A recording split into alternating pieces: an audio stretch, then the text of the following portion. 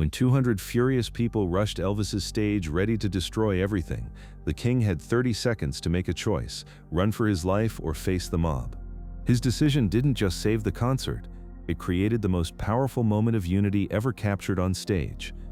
It was August 23, 1969, at the Memphis Mid-South Coliseum. Elvis was performing his first hometown concert in over 13 years, and the tension in the air was thick enough to cut with a knife. Outside the venue, protesters had been gathering since dawn, holding signs that read, "Elvis, Devil's Music," and "Rock and Roll corrupts our youth." What started as a peaceful demonstration was about to become the most violent confrontation in rock and roll history. The protesters weren't just random troublemakers. They were organized by Reverend Marcus Whitfield, a charismatic preacher who had convinced 200 families that Elvis Presley was personally responsible for corrupting their children. These weren't teenagers rebelling against authority. These were angry parents, church leaders, and community members who genuinely believed that Elvis represented everything wrong with modern society. Robert Henderson had been standing outside that arena since 5 in the morning. A construction foreman by day and church deacon by night, Robert had watched his once obedient daughter Sarah transform into someone he barely recognized. At 16, she had started wearing shorter skirts, talking back to her mother, and worst of all, playing Elvis records at volumes that seemed designed to drive him insane. When Reverend Whitfield announced the plan to storm Elvis's concert, Robert had volunteered immediately. This wasn't just about stopping a concert, this was about saving his daughter's soul. Margaret Collins stood beside Robert, clutching a photograph of her son Tommy, who had died in Vietnam just 6 months earlier. In his last letter home, Tommy had written about how Elvis's music reminded him of home and helped him get through the worst nights in the jungle. But Margaret's grief had twisted that memory into something darker. She convinced herself that if Elvis had never existed, if rock and roll had never corrupted her generation, maybe Tommy would have stayed home instead of volunteering for the war. Maybe he would still be alive. Behind them, Father Michael O'Brien adjusted his clerical collar nervously. The Catholic priest had initially opposed the protest, but when 3 families in his parish blamed Elvis's influence for their children's rebellious behavior, he felt compelled to act. He carried a wooden cross and wore his full religious garments, hoping that his presence would lend moral authority to their cause. These were the faces of the mob that was about to storm Elvis's stage, not faceless troublemakers, but real people with real pain, real fears, and real desperation. They had convinced themselves that by silencing Elvis Presley, they could somehow fix everything that was wrong with their changing world. Inside the arena, 18,000 fans were completely unaware of the brewing storm outside. Elvis had just finished "That's All Right" and was transitioning into Hound Dog when the arena's back doors suddenly burst open. Security guards came running in, shouting into their radios, their faces pale with panic. Something was terribly wrong. In the front row, 15-year-old Jenny Martinez clutched her homemade "I Love Elvis" sign and watched in confusion as security guards sprinted past her toward the main entrance. She had saved her babysitting money for 6 months to buy this ticket, and nothing was going to ruin this moment for her. But the growing sound of angry voices from outside the arena was becoming impossible to ignore. 3 rows behind Jenny, 62-year-old Martha Williams sat with her granddaughter Lucy, both wearing matching Elvis t-shirts. Martha had been an Elvis fan since his first appearance on The Ed Sullivan Show, and she had driven 8 hours from Little Rock to share this moment with 12-year-old Lucy.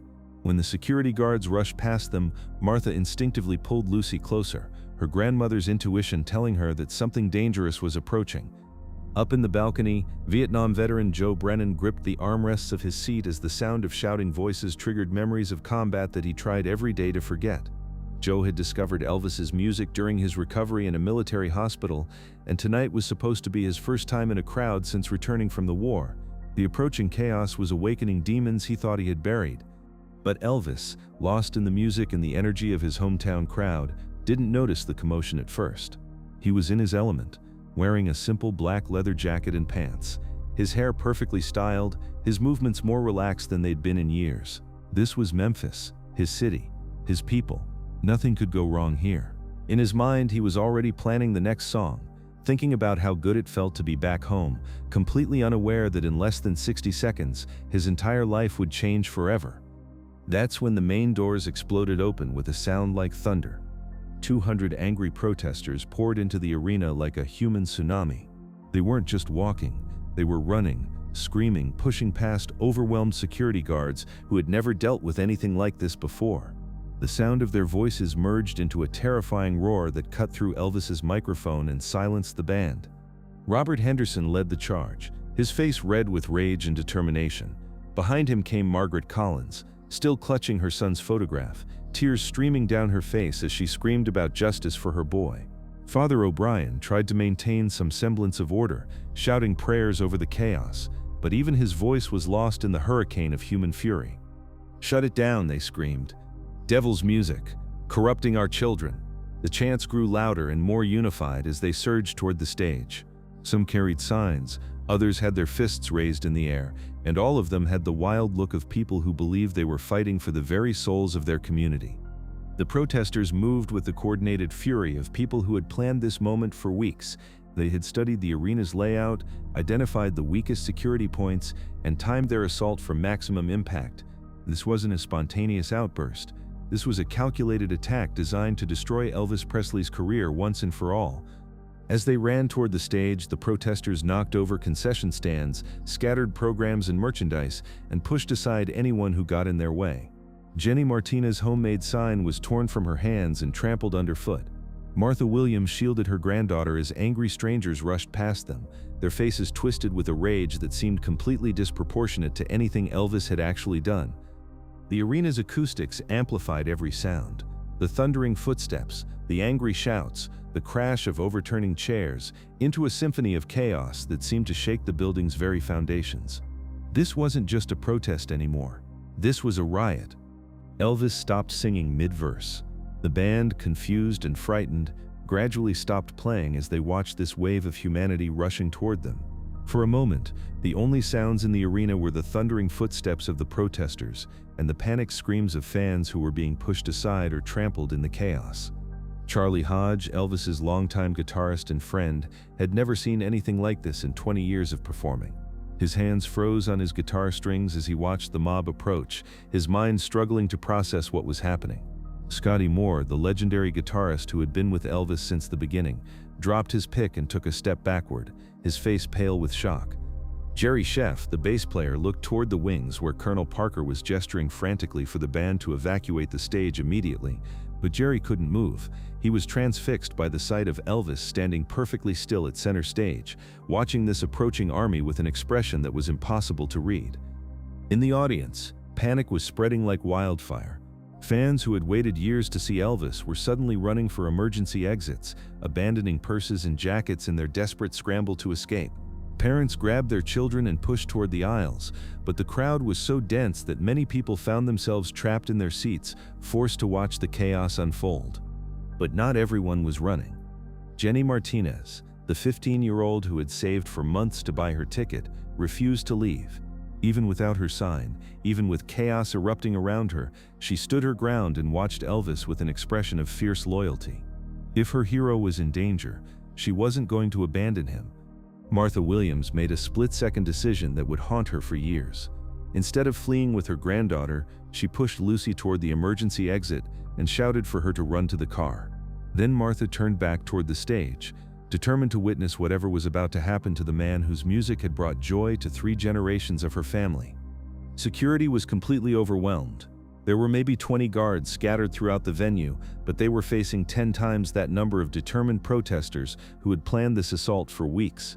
Some guards tried to form a barrier at the stage, but they were swept aside like leaves in a hurricane.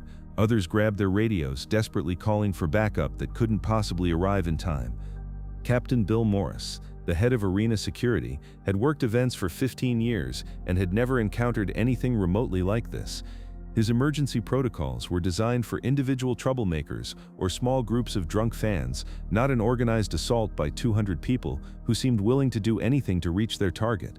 As he watched his men being overwhelmed, Morris made the agonizing decision to radio for police backup, knowing that by the time they arrived, whatever was going to happen would already be over.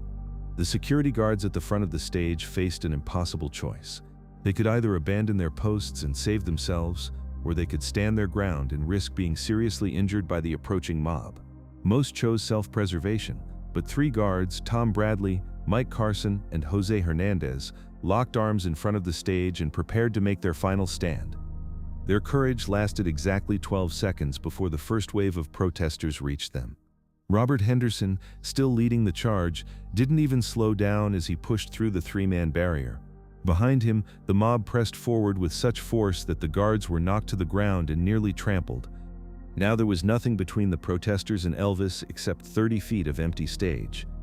Elvis stood at the center of the stage, watching this mob of 200 people surge toward him with murder in their eyes. The front row of protesters had already reached the stage and were starting to climb up.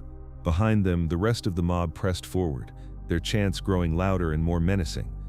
In that moment, time seemed to slow down for Elvis. He could hear his own heartbeat pounding in his ears, could smell the sweat and anger of the approaching crowd, could see the individual faces of people who wanted to destroy him. His mind raced through his options: run to the safety of the wings, call for more security, or try to reason with people who seemed beyond reason. But there was something else happening in Elvis's mind during those crucial seconds. He found himself thinking about his mother, Gladys, who had taught him that every person deserved to be treated with dignity and respect, no matter how angry or confused they might be. He thought about his daughter, Lisa Marie, sleeping peacefully at Graceland, unaware that her father was facing the most dangerous moment of his career. Most surprisingly, Elvis found himself thinking about the protesters themselves. These weren't monsters or villains, they were parents, like him. They were people who were scared about the changing world, people who were trying to protect something they loved. Their methods were wrong, their anger was misdirected, but their motivation was something Elvis could understand. "Get off the stage," screamed a woman in a floral dress, her face twisted with rage as she pulled herself up onto the platform. "You're destroying our children." This was Margaret Collins, though Elvis didn't know her name yet. He didn't know about her son Tommy, or her grief, or the photograph she clutched in her trembling hand. More protesters followed her. Within seconds, there were 20, then 30, then 50 angry people on the stage, surrounding Elvis and his band. The musicians backed away in terror, some dropping their instruments and running toward the exits. Charlie Hodge looked back at Elvis with an expression that pleaded for him to follow, to save himself while he still could. But Elvis didn't move. He stood perfectly still holding his microphone, watching the chaos unfold around him with an expression that was impossible to read. In the wings, Colonel Parker was having what appeared to be a heart attack, gesturing frantically for Elvis to evacuate immediately. Band members were shouting warnings, security guards were calling for backup, and fans were screaming in terror. Yet Elvis remained motionless, as if he was waiting for something, as if he knew that this moment would define not just his career, but his entire legacy. The arena had descended into complete pandemonium. Fans were screaming and running for the exits, chairs were being overturned, and the protesters were destroying everything they could get their hands on. Someone kicked over an amplifier, sending a screech of feedback through the sound system. Another protester grabbed a guitar and smashed it against the stage floor, the sound of splintering wood cutting through the chaos like a gunshot. In the audience, those fans who hadn't fled were witnessing something unprecedented in entertainment history. Jenny Martinez, still standing in the front row despite the chaos around her, watched with wide eyes as her hero faced down an army of his enemies. Her young mind couldn't fully comprehend what was happening, but she understood that this was a moment that would be remembered forever. Martha Williams, having sent her granddaughter to safety, gripped the railing that separated the audience from the floor, her knuckles white with tension. She had lived through the Great Depression, World War II, and the social upheaval of the 1960s, but she had never seen anything like this. The man who had brought joy to millions was surrounded by people who wanted to destroy him, and there seemed to be no way out. Up in the balcony, Joe Brennan fought against every instinct that told him to run. The chaos below triggered memories of ambushes in the Vietnamese jungle, but something about Elvis's calm demeanor in the face of danger kept him rooted to his seat. This was a different kind of battle, and Joe found himself curious to see how it would end. Back on stage, the destruction continued. Protesters were tearing down microphone stands, kicking over equipment cases, and screaming threats that could be heard throughout the arena. The sound of their rage was amplified by the venue's acoustics until it became an almost physical force that seemed to shake the building itself. This was it. This was the moment that would either destroy Elvis's career or define it forever. He had maybe 30 seconds before the mob would completely overwhelm him. Security was shouting for him to run. His band members were fleeing, and even his manager, Colonel Parker, was gesturing frantically from the wings for Elvis to get off the stage immediately. But Elvis made a different choice. Instead of running, instead of calling for more security, instead of abandoning the stage like any rational person would do, Elvis stepped forward. He walked directly toward the angriest protester, a man in his 50s with graying hair and wild eyes who was screaming directly into Elvis's face about the evils of rock and roll. "Sir," Elvis said, his voice somehow carrying over all the chaos without him even raising his tone. The man was so surprised to be addressed directly that he stopped screaming mid-sentence. "Sir, what's your name?" The unexpected question seemed to catch the protester completely off guard. He had come here ready for a fight, ready to destroy Elvis Presley and everything he represented. He hadn't come here for a conversation. "What?" the man stammered. "Your name," Elvis repeated, stepping closer. "I'd like to know your name." The entire mob seemed to pause for a moment, confused by this bizarre turn of events. They had expected Elvis to run, or to fight back, or to call for security. They hadn't expected him to start a polite conversation in the middle of their revolt. "Robert," the man said, almost against his will. "Robert Henderson." "Robert Henderson," Elvis repeated, as if he was committing the name to memory. "It's nice to meet you, Robert. I'm Elvis." The simplicity of the introduction, in the middle of all this chaos, was so unexpected that several other protesters stopped shouting just to listen. "Now, Robert," Elvis continued, his voice still calm and respectful, "you seem pretty upset about something. Would you mind telling me what's bothering you?" This was not how Robert Henderson had planned this confrontation to go. He had rehearsed angry speeches, prepared devastating accusations about Elvis's influence on young people. He hadn't prepared for Elvis to treat him like a human being worthy of respect and conversation. You're corrupting our children," Robert said, but his voice had lost some of its venom.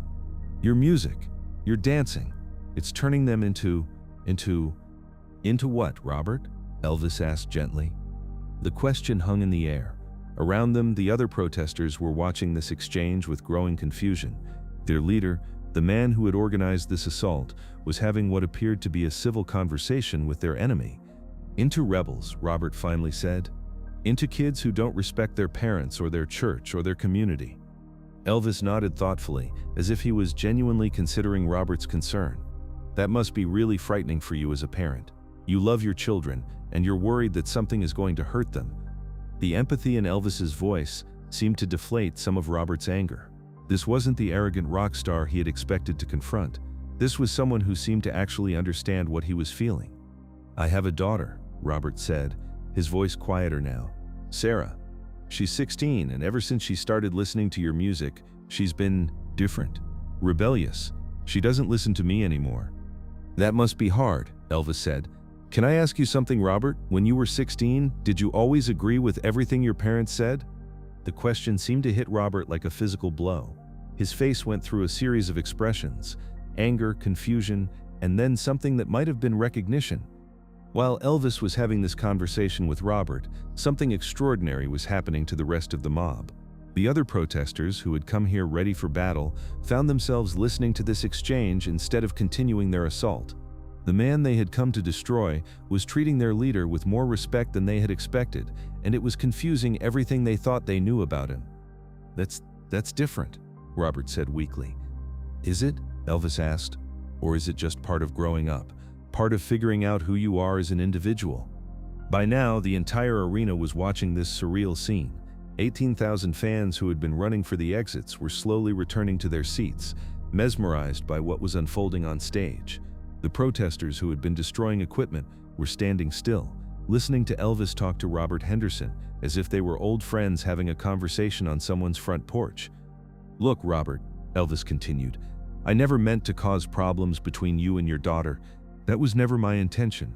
Music is supposed to bring people together, not tear them apart." He turned to address the entire group of protesters who were now gathered around him on the stage. "And that goes for all of you. I can see that you're all here because you care about your families, your community, your children. That's admirable. That's beautiful, actually." A woman in the crowd of protesters, someone who had been screaming about the devil's music just minutes earlier, found herself nodding in agreement. "But here's the thing," Elvis continued. "Your children aren't rebelling because of my music. They're rebelling because they're trying to figure out who they are. That's what young people do, It's what you did when you were young, and it's what your parents worried about when you were doing it." He paused, looking directly at Robert. "Your daughter Sarah? She doesn't love my music because she wants to hurt you. She loves it because it makes her feel understood, because it speaks to something in her that maybe she can't put into words yet." The transformation happening in the arena was unlike anything anyone had ever witnessed. 200 people who had come there as an angry mob were slowly becoming an audience. They were listening, really listening, to what Elvis was saying. "I have a daughter too," Elvis said, his voice becoming more personal. "Lisa Marie. She's only 1 year old, but already I'm starting to worry about all the things that might hurt her as she grows up. I understand what you're feeling as parents." This revelation seemed to humanize Elvis in a way that none of the protesters had expected. They had come here to confront a symbol, a representation of everything they feared about modern culture. They hadn't expected to find a father who shared their concerns about raising children in a complicated world. "So here's what I propose," Elvis said, and his voice took on a tone that was both authoritative and inviting. "Instead of fighting about this, why don't we try something different? Why don't I show you what my music is really about?" He gestured to Charlie Hodge, his guitarist, who had been watching this entire exchange with his mouth hanging open from the side of the stage. "Charlie, bring me that guitar." Charlie, still in shock, grabbed an acoustic guitar and handed it to Elvis. The king sat down right there on the stage floor, cross-legged like he was at a campfire, and began tuning the instrument. "This is a song I learned from my mother when I was a boy," Elvis said to the crowd of protesters who were now sitting on the stage around him. "It's called 'He's Got the Whole World in His Hands.' Some of you might know it." When Elvis began to play, his voice was softer and more intimate than anyone in that arena had ever heard it. There was no hip shaking, no theatrical performance, just a man with a guitar singing a simple gospel song that most of the protesters had learned in Sunday school. "He's got the whole world in his hands. He's got the whole world in his hands." One by one, the protesters began to sing along. Robert Henderson, the man who had organized this assault, found himself harmonizing with the voice he had come here to silence. The woman in the floral dress who had been screaming about devil's music was singing a gospel song with Elvis Presley. But the most incredible moment was yet to come. As they sang together, something shifted in the arena. The 18,000 fans who had been terrified just minutes earlier began to join in. Their voices merged with the protesters' voices, and suddenly the entire arena was singing the same song in perfect unity. Elvis looked up from his guitar and saw something that would stay with him for the rest of his life. 200 people who had come there as his enemies were now his partners in creating the most beautiful moment of his career. They weren't fans, they weren't converts, they were simply human beings who had remembered that they had more in common than they had differences. When the song ended, the arena was completely silent. Not the silence of tension or fear, but the silence of people who had just experienced something sacred. Elvis stood up slowly, still holding the guitar. "Thank you," he said to the protesters. "Thank you for reminding me why I started doing this in the first place." Robert Henderson stepped forward. His face was wet with tears, and when he spoke, his voice was shaky with emotion. "I owe you an apology," he said. "I came here tonight thinking I knew who you were. I was wrong." "No apology necessary," Elvis replied. "You were protecting your family. That's what good fathers do." What happened next became the stuff of legend. Instead of leaving, instead of going home defeated, the protesters stayed for the rest of the concert. They didn't just stay, they became part of it. Elvis invited several of them to remain on stage, and they provided backup vocals for songs like "Love Me Tender" and "Can't Help Falling in Love." Robert Henderson ended up singing a duet with Elvis on "Amazing Grace" that brought the entire arena to tears. The woman in the floral dress, whose name turned out to be Margaret Collins, told Elvis between songs that her own son had died in Vietnam and that his music had been one of the few things that brought her comfort during her grief. By the end of the night, Elvis had done something that no performer in history had ever accomplished. He had taken his worst enemies and turned them into his most passionate advocates. But more than that, he had shown 18,000 people that it was possible to choose understanding over anger, conversation over conflict, and love over hate. The story of that night spread far beyond Memphis. Newspapers across the country reported on the miracle at the Mid-South Coliseum. Time magazine called it the most powerful example of conflict resolution ever captured on camera. Civil rights leaders cited Elvis's handling of the situation as a model for how to deal with opposition through dialogue rather than force. But perhaps the most powerful testament to what happened that night came from Sarah Henderson, Robert's 16-year-old daughter. She attended Elvis's next Memphis concert with her father, and after the show, she told a reporter, "I thought I loved Elvis's music before, but after seeing what he did for my dad, I love the man even more." Robert Henderson became one of Elvis's most devoted fans and remained so for the rest of his life. He organized fan clubs in his community and often spoke about the night when Elvis taught him that love really could conquer hate. Margaret Collins, the woman in the floral dress, started a charity that used music therapy to help grieving families, inspired by her conversation with Elvis that night. The concert was bootlegged and became one of the most treasured recordings in Elvis's catalog, not for the music, but for the lesson it taught about human nature. Conflict resolution experts still study the footage today, trying to understand how Elvis was able to diffuse such a volatile situation using nothing but empathy and respect. The secret, according to those who were there that night, was that Elvis never treated the protesters as enemies. From the moment he approached Robert Henderson, he treated them as human beings with legitimate concerns.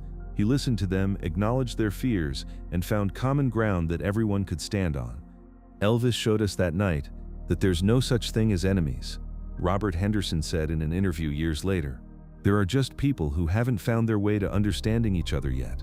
He helped 200 angry people find their way to love, and in doing so, he showed the whole world what real leadership looks like. The protesters who stormed Elvis's stage that night had come to destroy him. Instead, they became living proof that even the deepest conflicts can be resolved when someone has the courage to choose love over fear, understanding over judgment, and conversation over confrontation. Today, there's a plaque backstage at the FedEx Forum in Memphis that reads, "In memory of August 23, 1969, the night Elvis Presley proved that music really can heal the world." Every performer who plays that venue sees that plaque and learns the story of the night when the king of rock and roll turned 200 enemies into family. That night at the Mid-South Coliseum, Elvis didn't just save a concert. He showed us all what's possible when someone refuses to meet hate with hate and instead chooses to meet it with understanding, compassion, and love. In a world that often feels divided by anger and misunderstanding, maybe that's exactly the kind of story we need to remember. The 200 people who came to destroy Elvis that night left the arena as living proof that there's no force on earth more powerful than one human being treating another with dignity and respect. And sometimes, if we're very lucky, that's all it takes to change the world.